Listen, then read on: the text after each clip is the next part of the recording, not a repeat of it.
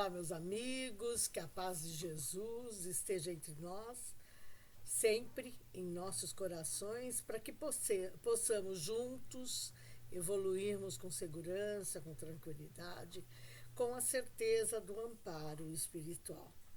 Vamos lembrar que Jesus está sempre próximo a nós, através da sua irradiação. Nós é que precisamos nos aproximarmos dele, da mesma forma que precisamos fazer o nosso esforço para nos aproximarmos do nosso anjo de guarda e dos benfeitores, que nos amparam, nos protegem e nos orientam. Claro que isso no nosso dia a dia não é fácil, mas com a certeza que temos do amparo e da assistência permanente, tudo fica mais simples e nós podemos caminhar com passos mais seguros. O nosso tema de hoje está no livro Leis Morais da Vida, do Divaldo, da Joana de Ângeles, psicografado pelo Divaldo. E o tema, eu estou olhando aqui direitinho, né? O tema é o capítulo 9, né? Ligado à lei do trabalho, e tem relação com, e o tema é a igualdade, são os bens materiais, estava procurando aqui para não falar besteira, é que eu separei aqui para nossa conversa o Livro dos Espíritos e o Evangelho, e eu não queria errar o nome do capítulo aqui, falando o capítulo que está, os textos que eu selecionei do Evangelho e do Livro dos Espíritos. É muito interessante quando nós pensamos em bens materiais, porque automaticamente nós pensamos em propriedades, em dinheiro, em casa, carro, sítio, lancha, o que vocês quiserem pensar, roupa, não é? Mas de um modo geral, quando se fala em bens materiais, é tudo aquilo que é ligado à matéria, ou seja, o nosso corpo é um bem material. O nosso trabalho material é um bem material. Né? A Joana aqui até fala, né? Que nós precisamos, né, ter certeza de que só com os valores morais legítimos nós vamos evoluir, mas que o dinheiro, a propriedade, a posição social, a saúde, a inteligência, a mobilidade, a lucidez, são bens que o espírito recebe como empréstimo para edificar-se e construir a aventura. Ou seja, tudo isso é bem material. Olha que interessante, né? Nós, de um modo geral, pensamos só em posse, né? E nos esquecemos que a nossa primeira posse é esse corpo, que nos serve de instrumento no nosso dia a dia. E esse tema acaba sendo muito interessante, principalmente numa época de materialismo excessivo, como nós vivemos neste momento no planeta. Quando eu digo nós, é a sociedade como um todo. Eu estou falando da população da Terra. Eu não estou obrigatoriamente falando de nós aqui que estamos dialogando. É importante ressaltar isso para que não haja algum problema de entendimento, né? O planeta é um planeta de provas e expiações. Então, nós ainda temos algumas necessidades que tendem, conforme nós fomos evoluindo, a serem equacionadas, porque nós não teremos mais dependência de algumas situações que na lei divina funcionam como instrumentos evolutivos, mas que para nós, olhando de fora, muitas vezes nos parece castigo, nos parece privilégio e fica meio confuso, né? Quantas vezes no nosso dia a dia nós ouvimos as pessoas falarem: fulano tem tanto dinheiro e eu fico aqui contando as moedas. Fulano tem tanto dinheiro e não aproveita esse dinheiro para ajudar as pessoas. Se eu tivesse dinheiro, eu faria tanta caridade. A pessoa tem tanto dinheiro, tem uma vida tão tranquila e reclama que tem problema. Então, é legal isso, porque a gente ouve essas coisas e será que aí não teria nesse comentário um pouco de inveja? Porque eu mostro que eu não estou satisfeita com a minha condição. Também mostro que eu, bem ou mal, mereceria mais do que a pessoa, porque ela não está dando devido valor ao que ela tem. E aí, eu sempre me pergunto, será que eu estou dando devido valor ao que eu tenho? Por exemplo, o que eu faço com as minhas horas vagas? Será que fazer a caridade, ou, que é o caso aí de, né, se eu tivesse tanto dinheiro eu ajudaria as pessoas, será que sem dinheiro não dá para a gente ajudar ninguém? Será que um ombro amigo, uma palavra de conforto, um ouvido, né, o ouvir alguém, já não é uma caridade, uma ajuda, até para não usar a palavra caridade, muito maior do que dar o dinheiro? É para nós pensarmos. Né? O meu papel aqui é refletir e procurar atingi-lo na minha reflexão, para que possamos refletir juntos, para caminharmos juntos.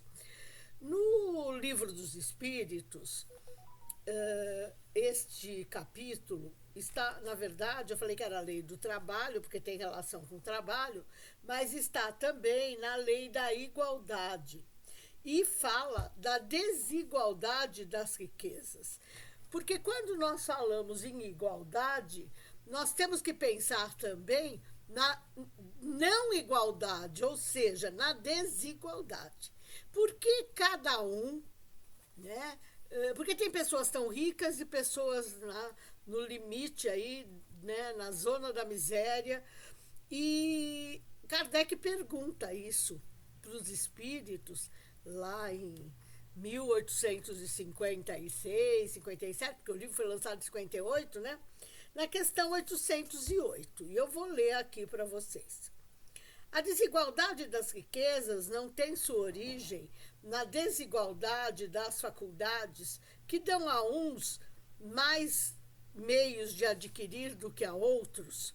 E a resposta dos espíritos a Kardec é fantástica, como sempre.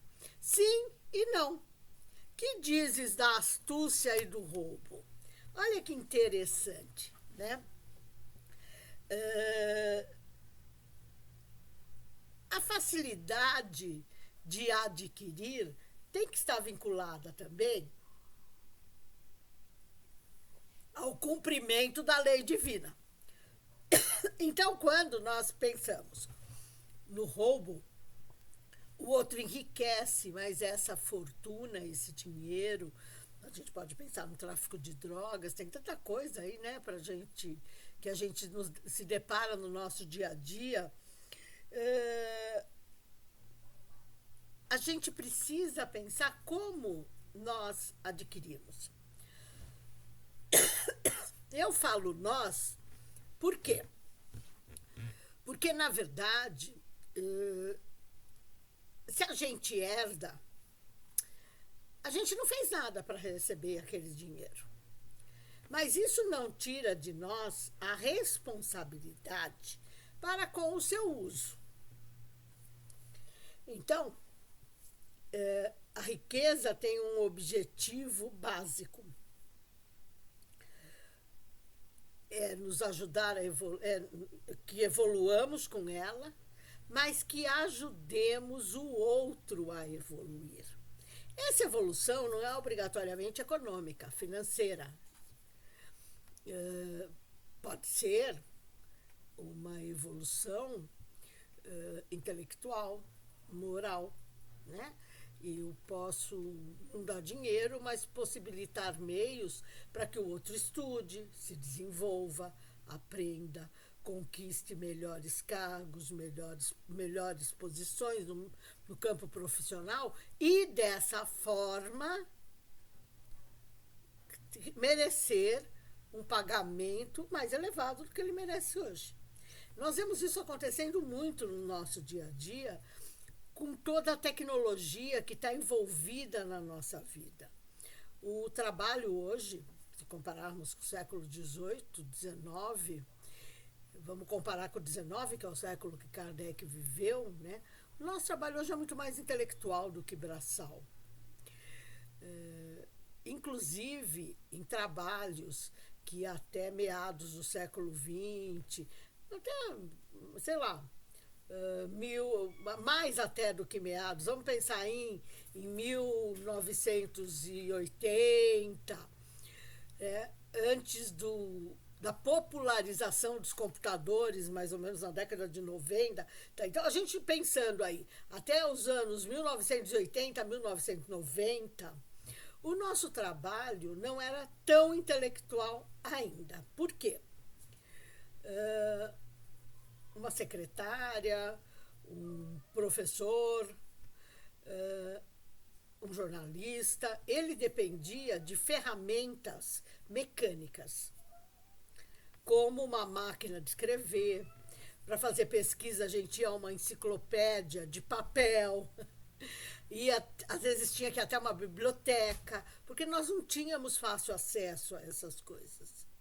Com o desenvolvimento e principalmente a popularização do uso da tecnologia ou da inserção da tecnologia na vida de grande parte da população da Terra, porque não são todos ainda que têm acesso, nós, nem no Brasil, não são todos mesmo, nós temos regiões que a tecnologia ainda não chega, até por falta de conectividade, né?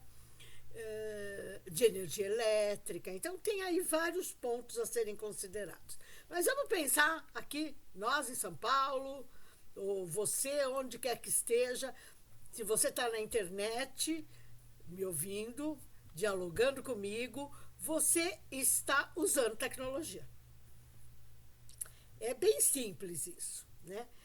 Então, com esse avanço tecnológico, a nossa vida acabou ficando muito mais mental, intelectual, do que física.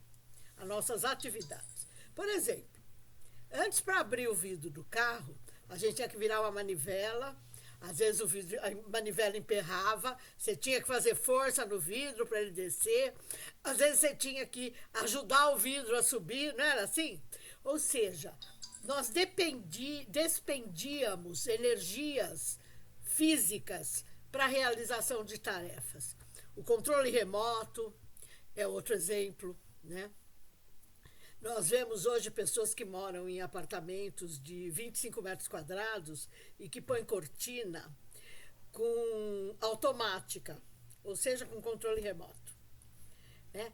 Ou controlada pelo celular.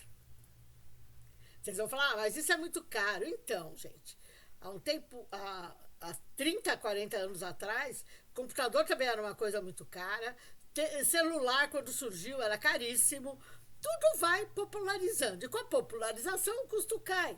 O que eu estou querendo mostrar é o seguinte: nós não gastamos, nós temos tecnologia suficiente para ligar o nosso micro-ondas, a nossa máquina de lavar, à distância, pelo celular.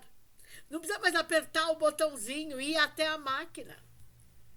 Ainda para pôr a roupa e tirar a roupa, nós ainda precisamos ir, não é? Mas para pôr a comida dentro do micro-ondas, nós ainda precisamos ir. Existem geladeiras hoje que mandam para o celular a lista de compras. Então, eu estou falando de acesso, de disponibilidade. Eu não estou falando de possibilidade de aquisição. São coisas diferentes. Então, se eu penso que eu tenho um apartamento de 30 metros quadrados e as minhas cortinas são automáticas, quando eu estou andando para lá e para cá, se eu acesso Eu controlo a máquina, o micro-ondas, o ar-condicionado, a televisão, o aparelho de som, tudo sentadinha ou deitadinha, onde eu quiser, através do meu celular. Antes a gente tinha que levantar, puxar cortina, abrir cortina, mudar canal de TV, aumentar o som ou diminuir o som, tinha que levantar, ir até a TV. Então, nossa vida está ficando cada vez mais fácil em termos de ser mais prático o acesso. Só que com isso, nós estamos deixando de ter atividade física. Além disso, nós temos, pensando aí em mercado de trabalho, em atividades profissionais, uma sofisticação dos cargos e funções. Por quê? Porque há 30 anos atrás, e eu estou exagerando, eu acho que é bem menos, alguém que trabalhava na área de limpeza, seja de casa, de escritório, de indústria, não importa, ela tinha uma vassoura, um aspirador de pó, se muito, balde que ela tinha que carregar para lá e para cá, virava o balde, molhava tudo, né? Um monte de pano de chão, não era assim? Espanador, pano de pó, vocês vão falar assim, nossa, mas eu não uso nada disso. Então, mas até pouco tempo a gente usava. Hoje tem um robozinho que funciona como aspirador de pó e trabalha razoavelmente sozinho.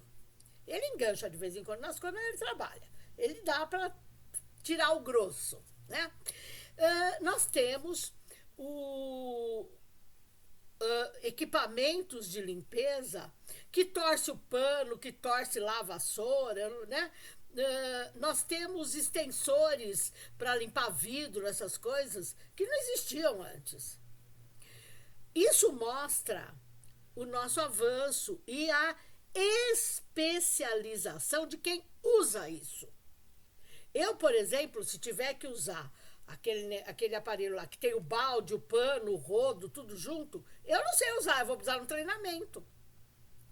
Então, os profissionais começaram a ter facilidades no trabalho e evolução intelectual. Porque começaram a ter que aprender novas coisas. Quem não aprendeu ficou para trás no mercado. E isso nós vemos, queridos, em todos os campos. Inclusive, por exemplo, na agricultura. Hoje, quem opera um trator precisa saber um monte de coisa, porque é só tecnologia embarcada. Vocês vão falar assim, então, mas o que isso tem a ver com a riqueza? Então, tem a ver com as melhores condições de vida que nós estamos tendo. E claro que isso tem um preço. E cada vez que nós acessamos, nós estamos utilizando a nossa riqueza. Seja a riqueza intelectual, seja a riqueza financeira para comprar aquele bem ou aquela facilidade.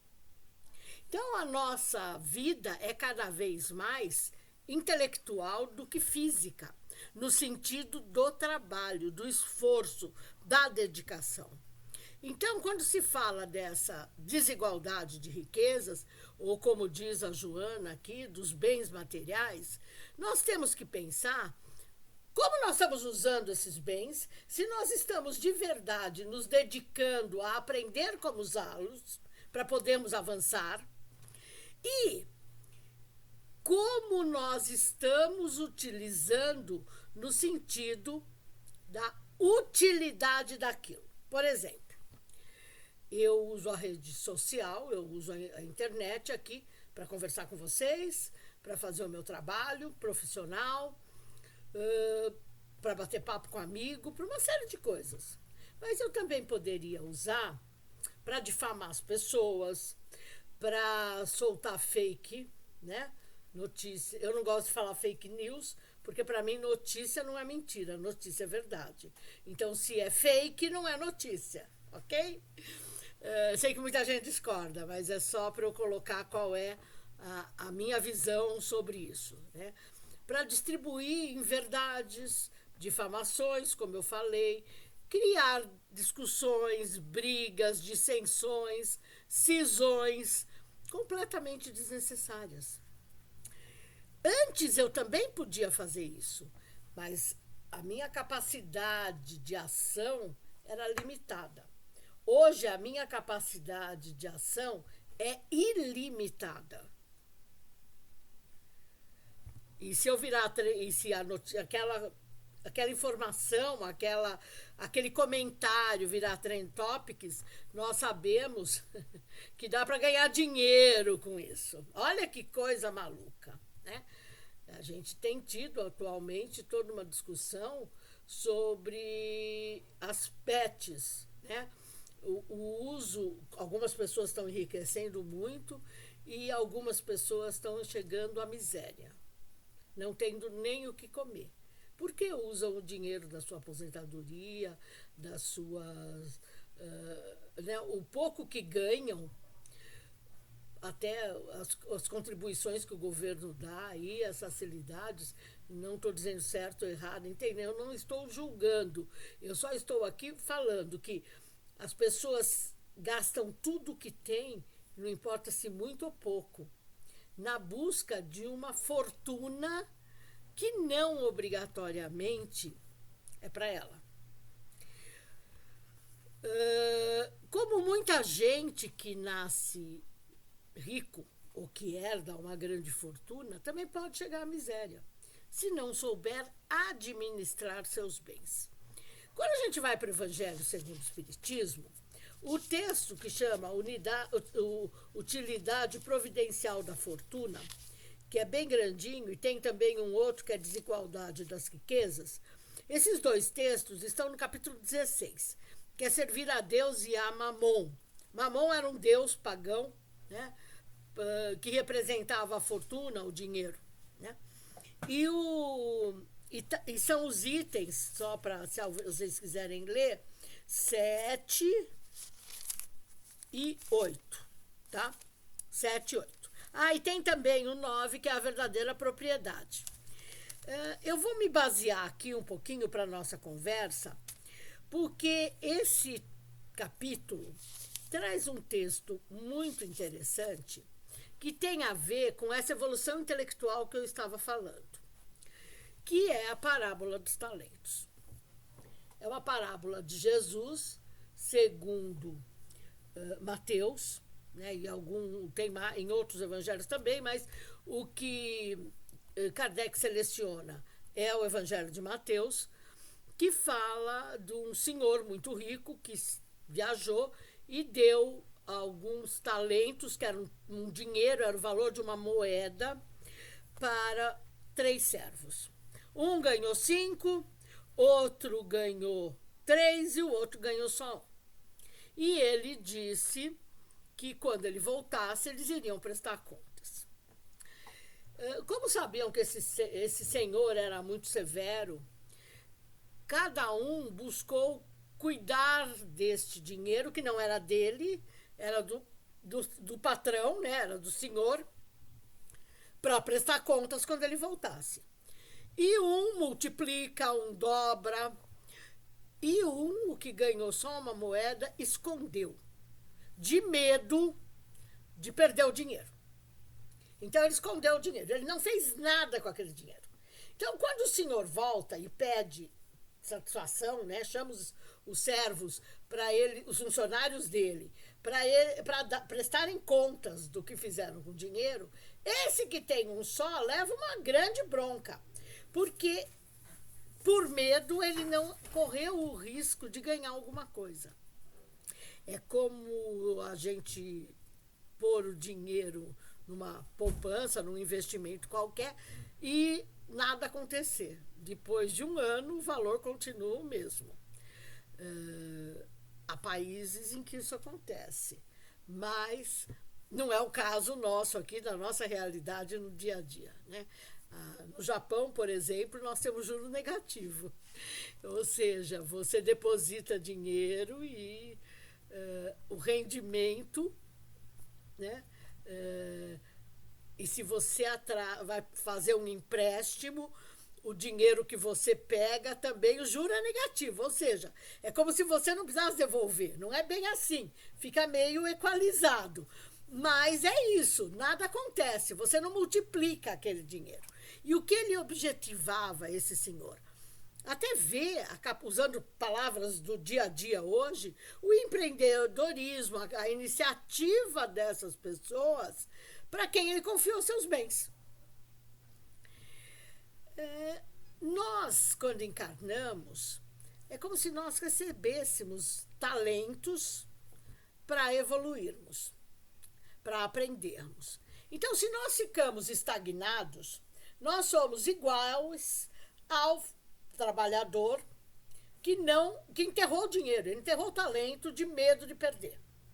Então eu falo assim, eu não vou fazer nada porque eu quero evoluir. E se eu não fizer o mal, já está ótimo. Não, é aí que a coisa pega. Porque segundo nos é dito por Jesus e também na codificação, não fazer o bem já é fazer o mal. Ou seja, quem não faz nada não está fazendo bem, porque não está trabalhando para a evolução. Então é preferível, e aí já é a minha leitura disso, não acertar tentando acertar, fazendo alguma coisa, do que não fazer. Por quê? Porque se der errado, eu gero um aprendizado para mim. Eu sei que aquele caminho não é o melhor. Porque a gente sabe que o outro falar que não é o melhor não adianta nada. Principalmente se for pai e mãe, né? A gente não vai seguir mesmo, de um modo geral, né? Assim, então, quando a gente vê que não deu certo, se nós tivermos o mínimo de autocrítica, nós vamos saber que esse caminho tem que ser riscado, que ele não vai dar certo. Não deu certo uma vez, não vai dar na segunda, né? Que é o caso desse funcionário que enterrou o dinheiro. O que multiplicou por 3, o que dobrou o dinheiro, não importa aí quanto ganhou, eles arriscaram. Eles tentaram fazer dar certo. E deu certo. Porque eles agiram. Então a evolução se faz através da ação. De preferência no bem, é óbvio, né? Então, se eu fico estagnada, eu não vou conseguir dar conta daquilo que seria a minha evolução nessa encarnação. E nós vemos aí um outro aspecto muito interessante, que é como a lei divina funciona, nos impulsionando no nosso processo evolutivo. Vou dar um exemplo que todos nós vivemos indistintamente, que foi a pandemia. Quantas pessoas que tinham pavor de tecnologia tiveram que aprender a usar a tecnologia e vencer as suas resistências? Quantas pessoas que só usavam a tecnologia profissionalmente falavam assim, não, fora do meu trabalho eu quero distância de tudo isso. Desligava celular de fim de semana, não é? Tem muita gente que fazia isso. Durante a pandemia, nós tivemos que aprender a lidar com tudo isso de outra forma. Ou seja, uma desgraça, como foi a pandemia, serviu para nos impulsionar na nossa evolução intelectual. A moral depende do uso que eu faço do meu conhecimento, ok? Estou falando só do intelecto. Ora, e aí eu volto para essa questão aqui do Livro dos Espíritos, né? Os meios que nós temos para adquirir os nossos bens materiais, o nosso conhecimento não é bem material, mas ele se reverte nisso, né? Como nós podemos melhorar a nossa vida e a do próximo. Então, a gente começa a perceber que ter bens materiais não é um problema. O problema é como eu uso, ok? Mas o principal problema é como eu consigo. Se eu tenho dinheiro porque eu sou avara, avarenta.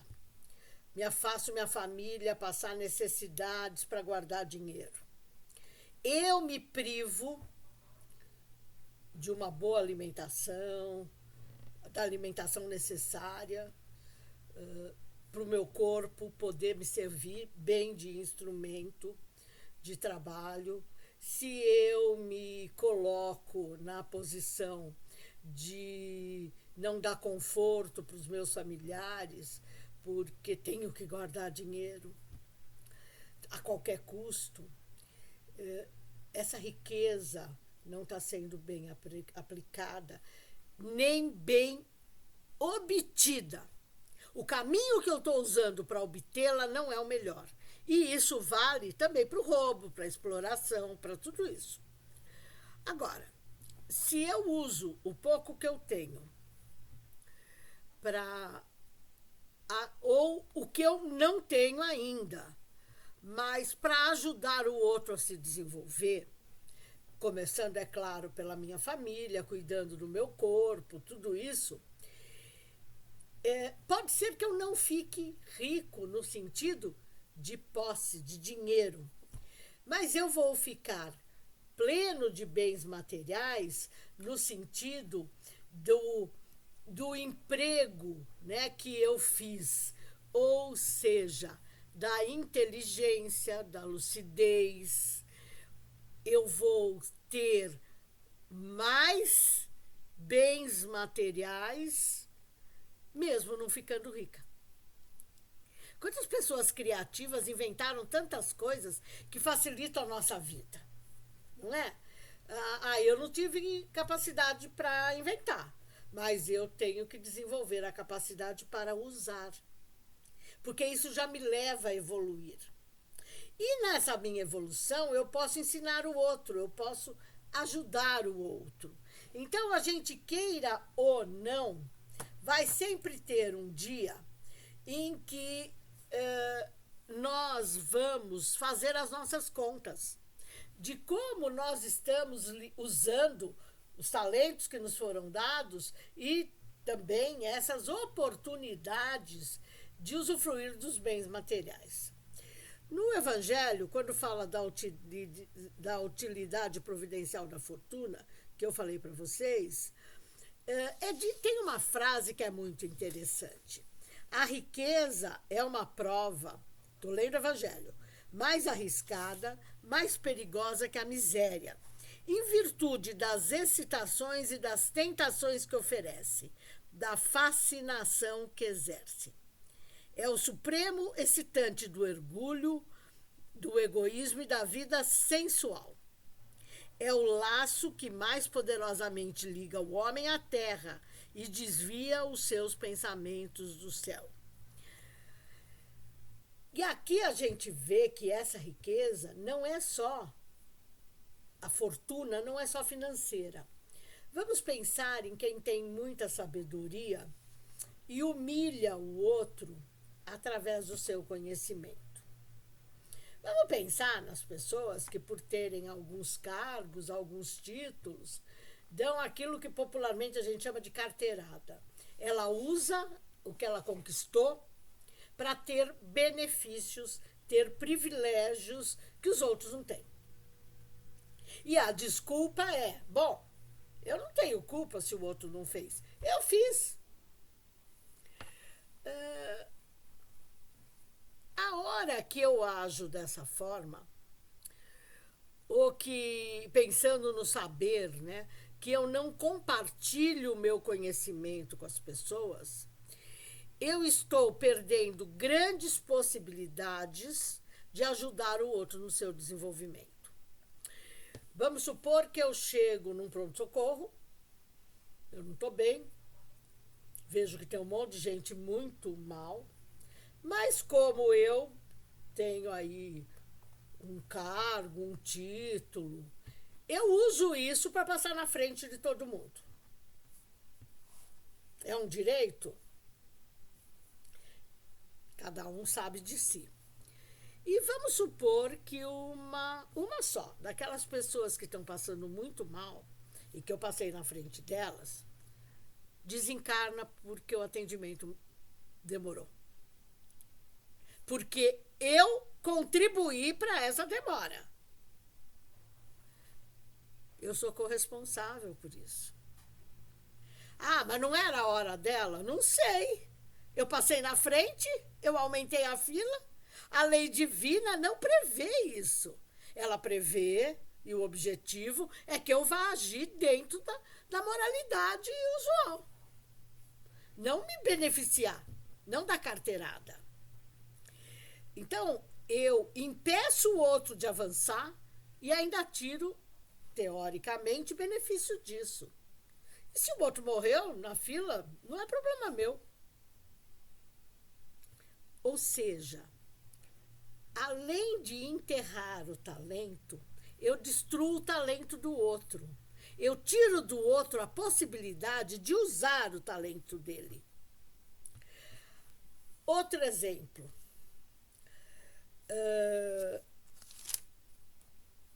A riqueza, e aí estou falando mais da riqueza material do que do conhecimento, nos dá possibilidades de várias coisas.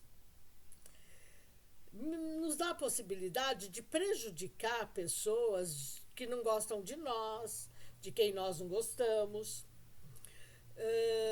A gente vê aí, né, tem coisas ainda de crimes contratados. A gente ouve isso no nosso dia a dia, né? Então, quem contratou tem que pagar. Então, quem mata não é só quem é contratado. Na verdade, a pessoa mata porque é contratada, mas quem mata é quem contratou. O outro é cúmplice, mas a responsabilidade do contratante pode ser maior do que do contratado. Por quê?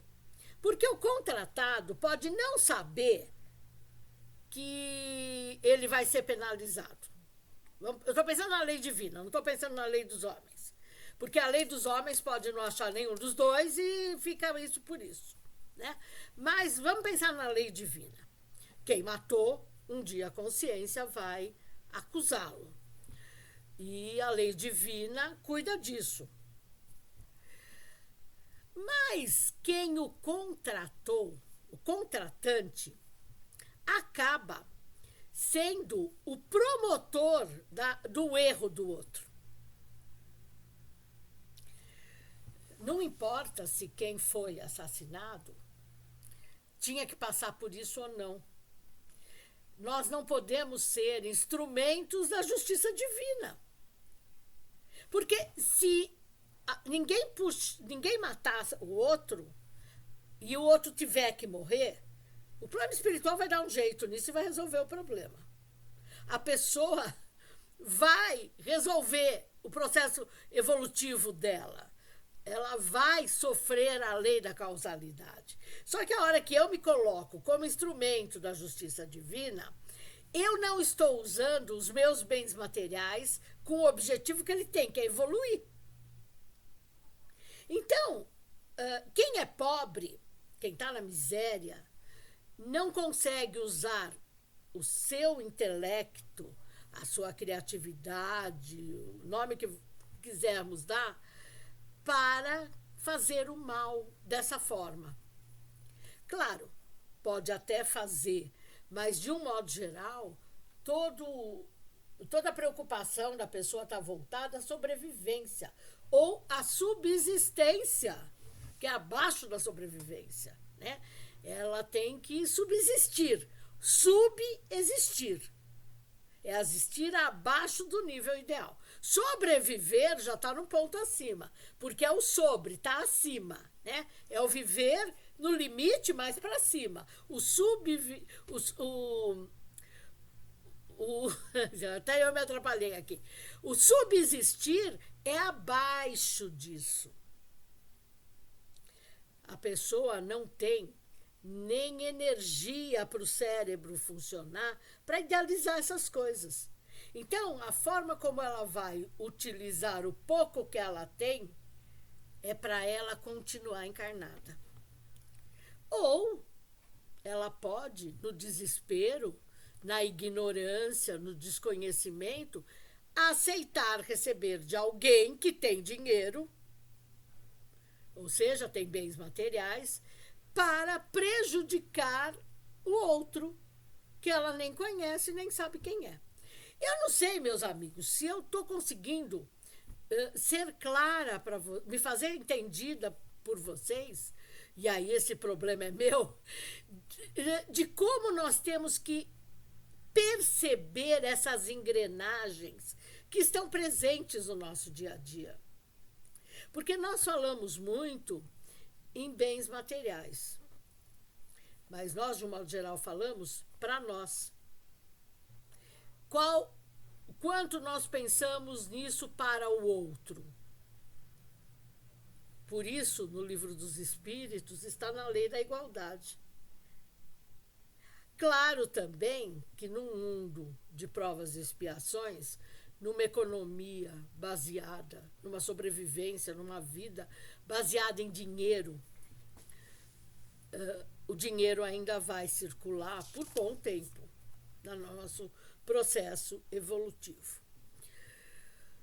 Se dividir tudo que existe de dinheiro no mundo, ou seja, o PIB da Terra, o Produto Interno Bruto do planeta, nos habitantes, vai dar muito pouco para cada um.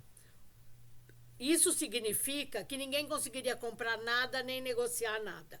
Ou seja, não teria mercado e não teria como nós utilizarmos a fortuna como instrumento evolutivo para nós e para o outro. Por isso, num planeta como o nosso, o dinheiro ainda fica concentrado nas mãos de poucos.